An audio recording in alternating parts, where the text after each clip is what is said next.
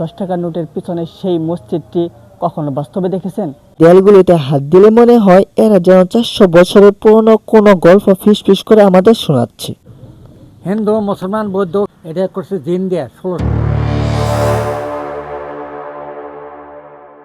Hey guys, it's me Amdi Ashik and welcome to vlog Tangail আতিয়া জামিয়া মসজিদ। আচ্ছা, আপনারা কি আমাদের পকেটে থাকা 10 টাকার নোটের পিছনে সেই মসজিদটি কখনো বাস্তবে দেখেছেন? হ্যাঁ, আমি কথা বলছি 400 বছরের পুরনো সেই ঐতিহাসিক আতিয়া মসজিদ সম্পর্কে। আজকে আমি চলে এসেছি টাঙ্গাইল এই স্থাপনাটি নিজের চোখে দেখার জন্য। আর আপনারা বাস্তবে না দেখে থাকলেও কোনো সমস্যা নেই, আমি তো আছি আপনাদেরকে সঙ্গে নিয়ে সুন্দর করে এই মসজিদটি এক্সপ্লোর করব। তো চলুন এবার আমরা এই মসজিদটি সুন্দর করে এক্সপ্লোর করে আসি। ঢাকা থেকে মাত্র কয়েক ঘন্টার দূরত্বে টাঙ্গাইলের দেলদুয়ার উপজেলায় অবস্থিত এই আতিয়া জামিয়া মসজিদ।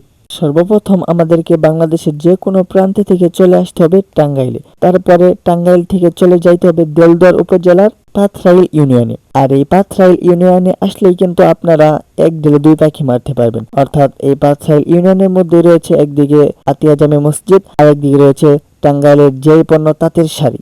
যদিও টাঙ্গাইলের আরো কয়েকটা অঞ্চলেই তাঁতের শাড়িগুলো উৎপাদন হয়। কথায় আছে না, চমচম কাঁসার বাসন ও শাড়ি এই তিনে টাঙ্গাইলে বাড়ি।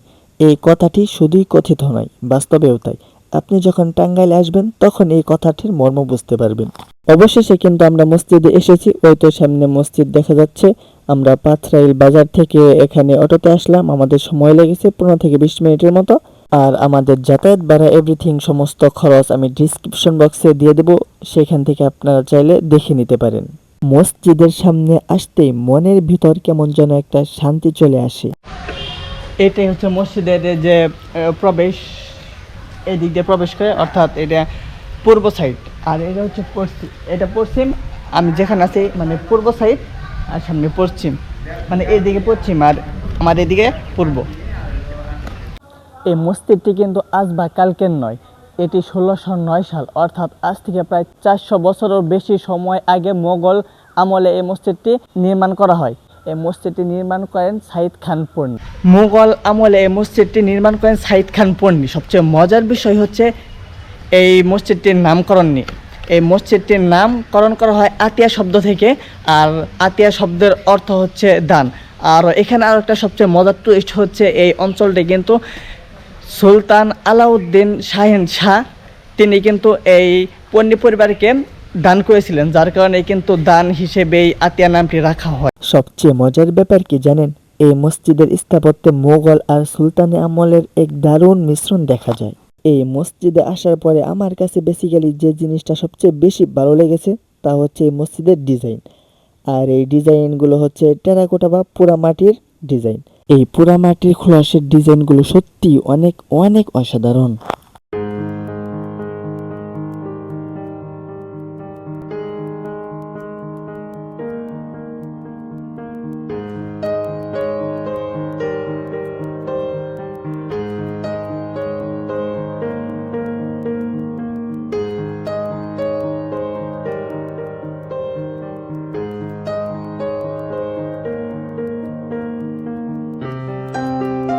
মসজিদের এক পাশে রয়েছে বিশাল একটি গম্বুজ আর অন্য পাশে রয়েছে ছোট ছোট 3টি গম্বুজ।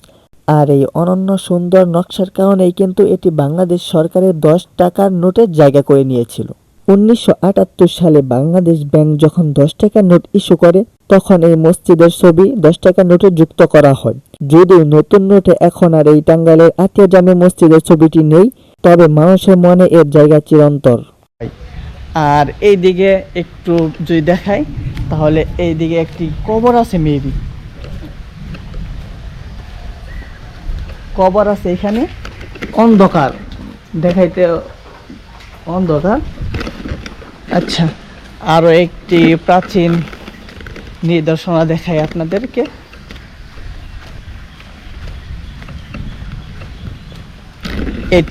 এটি কুয়া।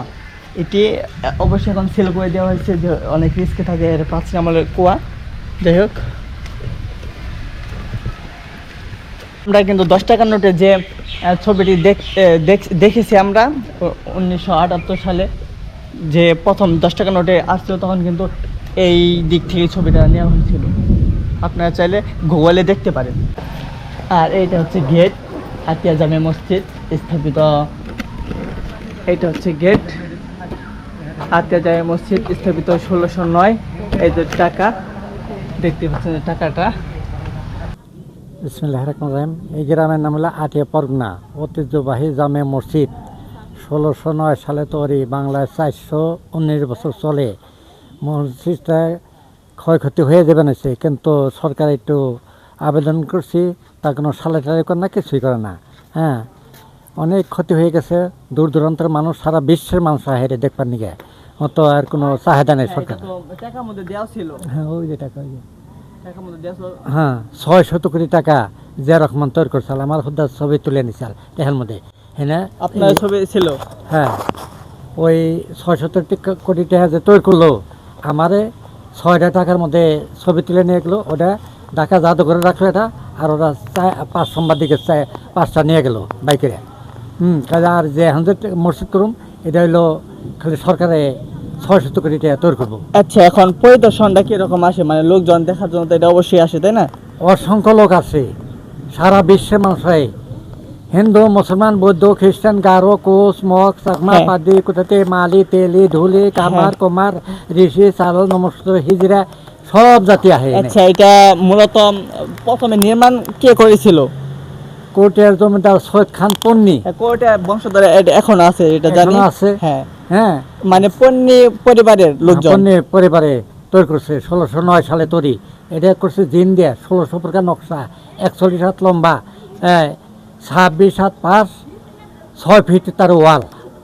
মসজিদটির চারপাশটা বেশ গোছানো এবং শান্ত। এখানে এলে আপনি শুধু ইতিহাসই ছুঁয়ে দেখবেন না, পাবেন এক অদ্ভুত মানসিক শান্তি। প্রাচীন এই দেয়ালগুলিতে হাত দিলে মনে হয় এরা যেন 400 বছরের পুরনো কোনো গল্প ফিসফিস করে আমাদের শোনাচ্ছে। তো গাইস, ইতিহাস আর সুন্দর স্থাপত্য যাদের পছন্দ, তারা উইকেন্ডে খুব সহজে ঘুরে যেতে পারেন টাঙ্গাইলের এই আতিয়া মসজিদ থেকে। আজকের ব্লগটি আপনাদের কেমন লাগলো তা অবশ্যই কমেন্ট বক্সে জানিয়ে যাবেন। আর হ্যাঁ, আমাদের দেশের এই ঐতিহাসিক স্থানগুলো ভ্রমণের সময় পরিবেশ নোংরা করবেন না।